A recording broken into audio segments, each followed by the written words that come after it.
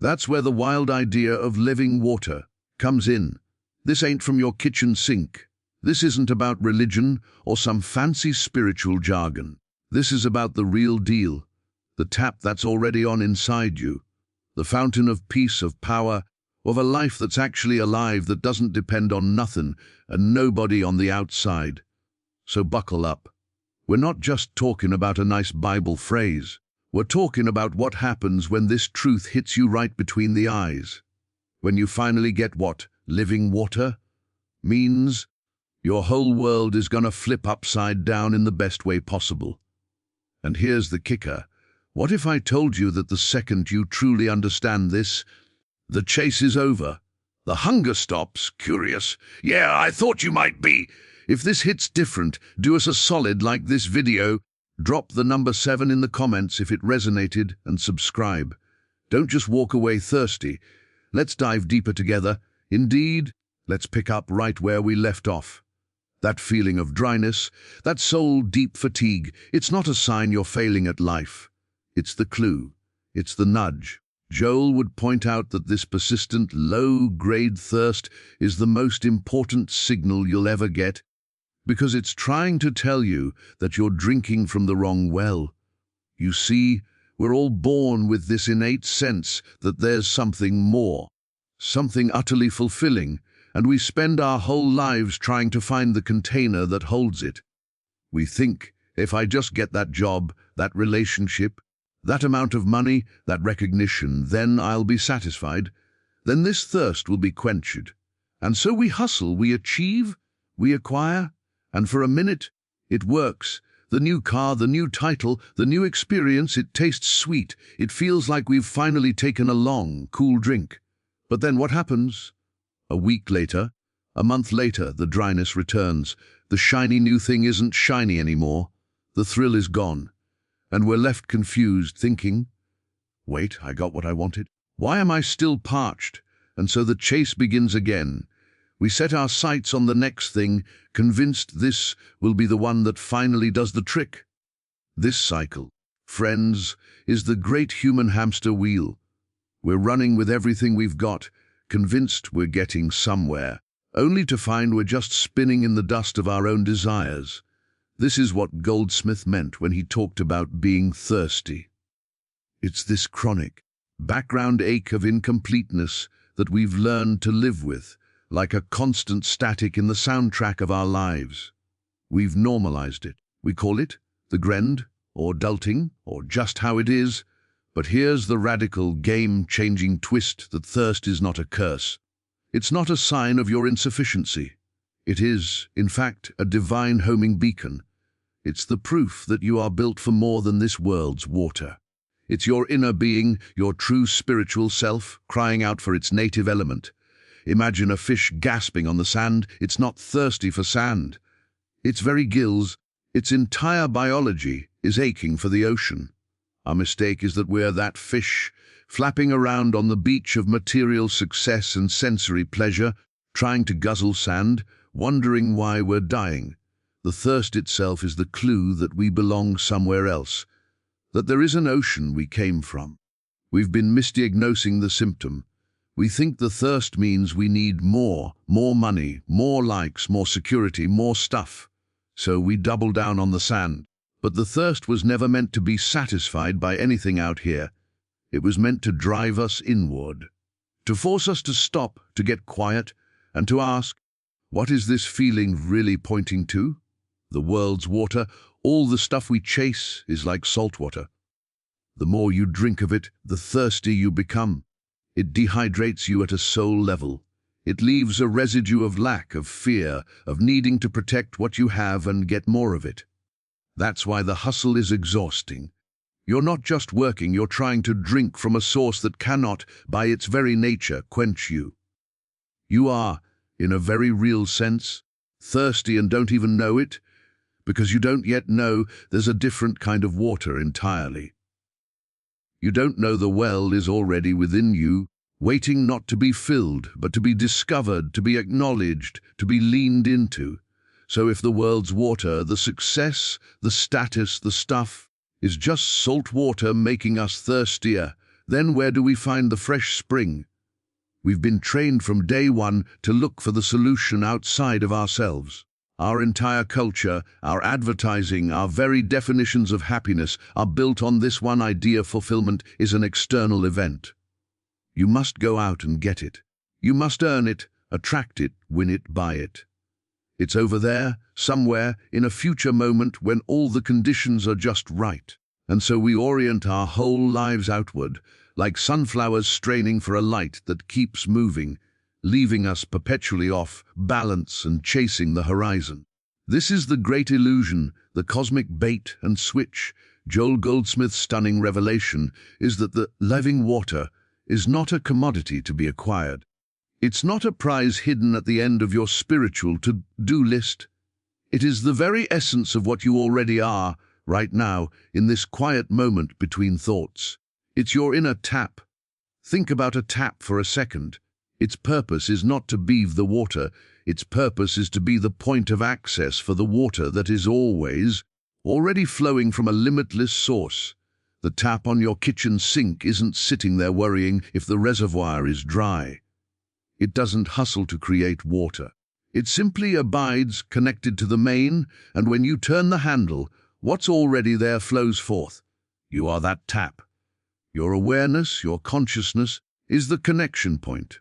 The problem is, we've spent a lifetime building a wall of beliefs, fears, past hurts, and future anxieties around that tap. We've decorated the wall with degrees and job titles and relationships, thinking the decorations are the source. We've piled so much sand around it, the sand of our striving, that we've forgotten the tap is even there. We're kneeling in the desert we've created, digging frantic holes with our bare hands, while just beneath the surface, an artesian spring of infinite capacity is pressing up, waiting to be noticed. The inner tap is a metaphor for that place within you that is already one with the source. It's the seat of your intuition, that quiet knowing. It's the peace that passes understanding that flickers in when you're not trying to force anything. It's the sudden creativity that solves a problem out of nowhere. It's the uncaused joy that bubbles up for no reason. These aren't random events. They are the first, gentle drips from your tap when you accidentally, momentarily, stop leaning on the wall you built. Turning that tap isn't about effort in the way the world thinks of effort. It's not another hustle. It's a release. It's a letting go of the death grip you have on all those external sand buckets. It's the inward shift of attention from the drama of the ever-thirsty personality to the silent, steady presence of your being. It's realizing you don't have to generate the flow. You simply have to acknowledge it, get your personal will and your frantic mind out of the way, and allow it. The water is not yours to make, it's yours to channel. The tap is your point of surrender. When you understand this, the search ends. The exhausting pilgrimage to every external well and oasis stops. You cease being a spiritual beggar with a tin cup, hoping the universe will throw you a few drops, and you stand up, realizing you are the conduit for the river itself. All the energy you used to spend digging in the sand can now be released. The relief is immediate and profound. The pressure is off. You are not a creator of the water, you are a witness to its endless flow. This is where the real magic starts, where your life actually begins to change, not because you're forcing it, but because you've finally stopped. That whole posture of chasing, leaning forward into the next moment, grasping, planning, worrying, it's like trying to drink from a fire hose by sucking on the nozzle. All you get is pressure and a mouthful of rubber. You can't receive anything that way. The moment you understand the tap is within, a fundamental rewiring has to happen. You have to switch your entire life's operating system from one of pursuit to one of profound, open-handed reception. This isn't passive. It's the most active state of being there is, but its action is one of alignment, not aggression. Stopping the chase looks like silence. It feels like, in the middle of your busy day, you just pause. You take your mental hands off the steering wheel of your circumstances for just 5 seconds. You stop mentally arguing with the past or scripting the future. You just be. Right there in that pause, you're not chasing, you're creating a vacuum. And nature, spirit, the universe, whatever you want to call that infinite source, abhors a vacuum. Into that quiet, open space, something flows. It might be a new thought, a sudden sense of calm, a solution you'd been banging your head against. That's the living water starting to trickle in. You're not doing it, you're allowing it.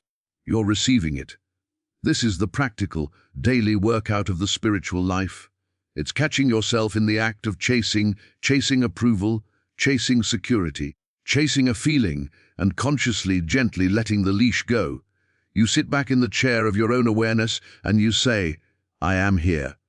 The source is here. I am open. This receptivity transforms everything, especially prayer. For most of us, prayer has been a shopping list we shout into the sky, hoping some cosmic delivery service is paying attention. It's another form of chasing, another attempt to manipulate the outside world to quench our inner thirst.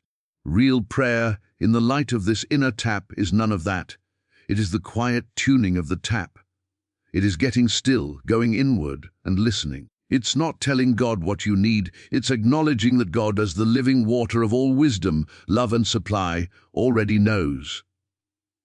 Your job is to get your personal, noisy, wanting self out of the way so that knowing can become clear in you. You don't pray for water. You turn your awareness toward the already flowing spring and let it fill your cup. The answer is never a thing granted from afar. It is a new consciousness, a clarified perspective, a wave of strength or peace that arises from within the silence. That is the water. And from that refreshed consciousness, right action flows naturally, effortlessly. Your work, your relationships, your daily tasks stop being arenas where you must perform to earn your drink. They become the very channels through which the water you are receiving flows out into the world. You're not a beggar anymore. You're a distribution point. You start your day not by listing demands, but by sitting in receptive silence, aligning the tap.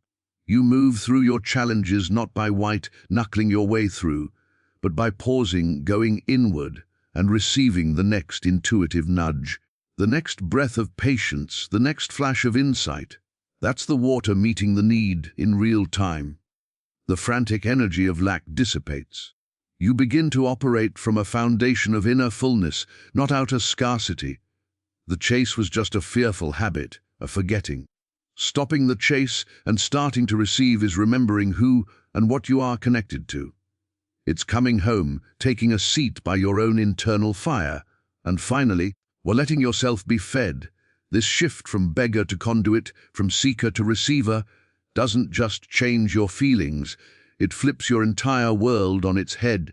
But here's the wild part, the thing that can mess with your head if you think about it, with the old mindset, the world you see with your eyes. The circumstances of your life might not change one bit. At least not at first, and not in the ways your chasing mind expects. The flip isn't about rearranging the furniture of your life to some perfect, Pinterest-worthy setup. It's about the entire foundation of the house transforming from shifting sand to solid rock, while the furniture stays for a while exactly where it is. The storm might still rage outside, but you've moved to a different, utterly secure internal address. You see, we've been taught that peace is the absence of problems. That joy is the presence of pleasant things. That power is the ability to control people and outcomes. So we wait. We think, when this problem is solved, then I'll have peace. When I get that thing, then I'll have joy. When I finally get everyone to listen to me, then I'll feel powerful. We make our inner state a hostage to 1,000 external conditions that we can never fully control. It's a brutal, losing game. The flip happens when you realize, through the direct experience of that inner tap, that peace, joy, and power are not effects. They are causes. They are the very substance of the living water itself. They don't come from solved problems. They flow into problems and dissolve their hold on you. A problem remains a logistical situation to be dealt with, but it ceases to be a source of your suffering, because your sustenance, your water, is no longer dependent on it being gone. This is the ultimate inversion. You are no longer a thermometer, your inner temperature rising and falling with every change in the weather of your life. You become a thermostat. You set the climate from within. The same event, a financial hiccup, a difficult conversation, a personal loss, that once would have sent you into a tailspin of anxiety and thirst, now occurs in a different context. The context is no longer the desert of lack. The context is the ocean of your being. The event is a wave on the surface, but you are the fathomless depth beneath it. The wave doesn't drain the ocean. This is what it means to have your world flipped. The circumstances haven't changed, but their meaning has been completely transformed.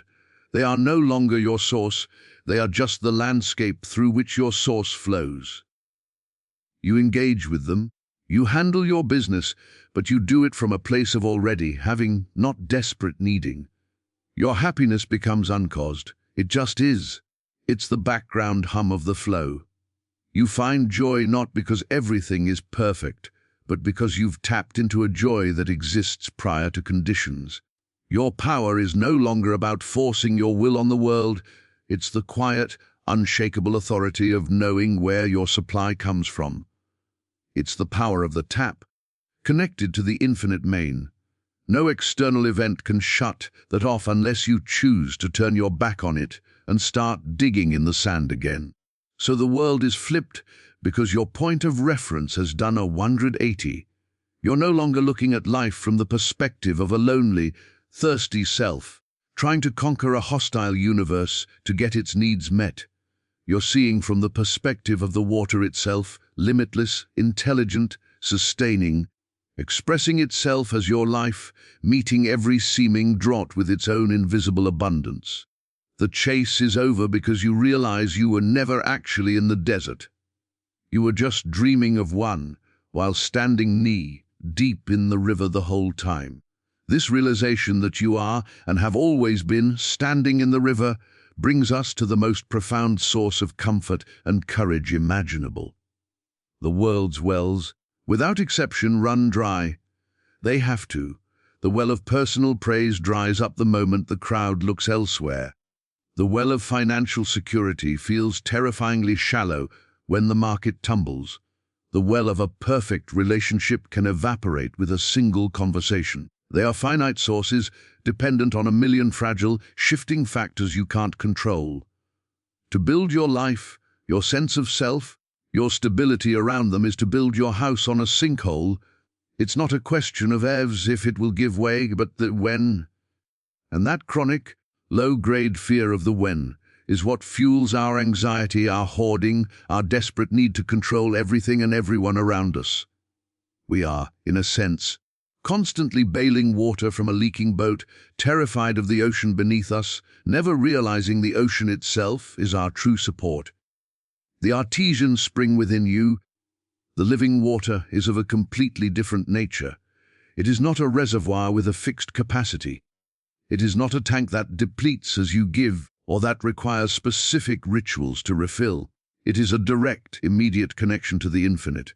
To call it a well is almost misleading, because a well implies something dug, something that can be exhausted if the draw is too great. This is more like being the mouth of a river whose headwaters are in eternity. You can't get to the end of it. You can't use it up.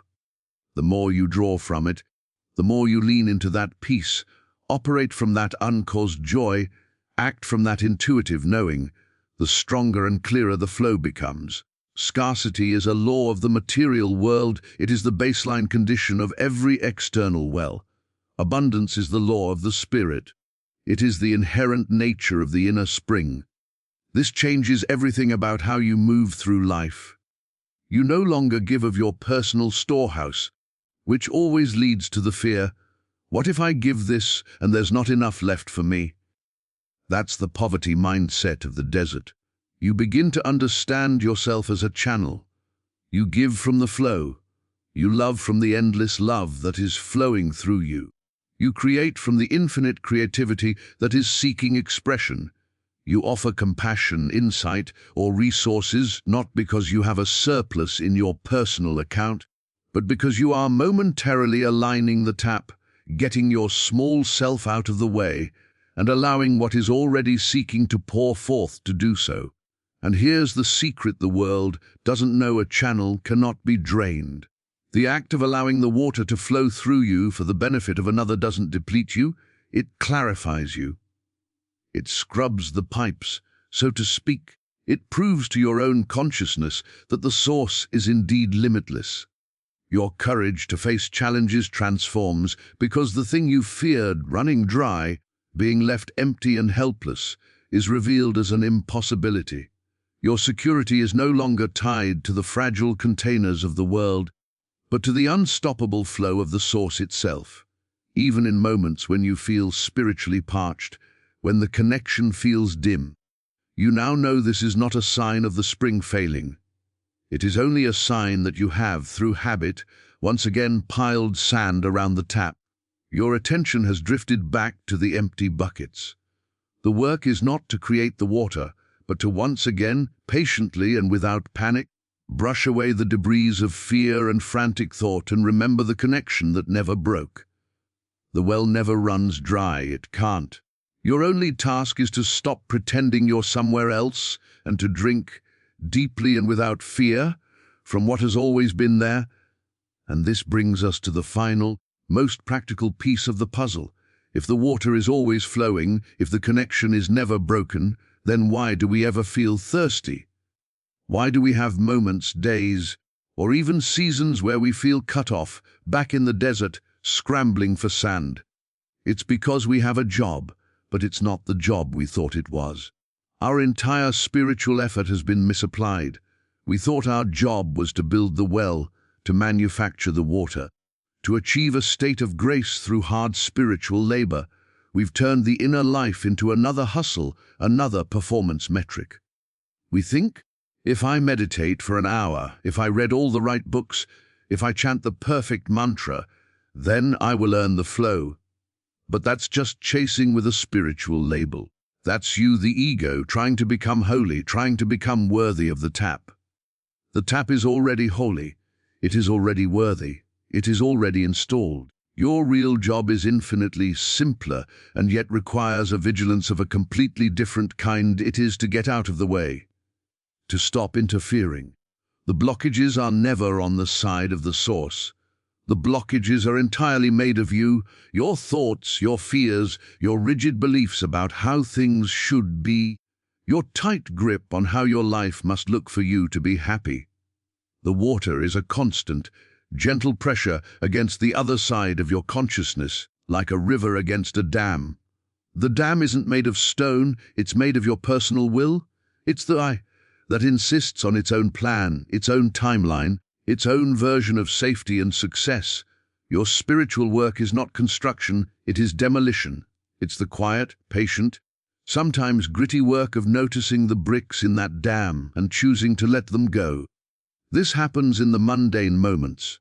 It's when you feel resentment bubbling up and, instead of feeding the story, you pause and consciously relax the mental fist clenching around it. You get out of the way of the flow that could carry that bitterness downstream. It's when anxiety about a future event grips you, and instead of playing the catastrophic movie on loop, you stop, breathe, and acknowledge, this is my mind building a dam. My safety does not come from controlling this outcome. My safety is the water. You let the worry, brick dissolve. It's when you are in an argument and the urge to be right, to win, to defend your fragile self-image rises like a flash flood.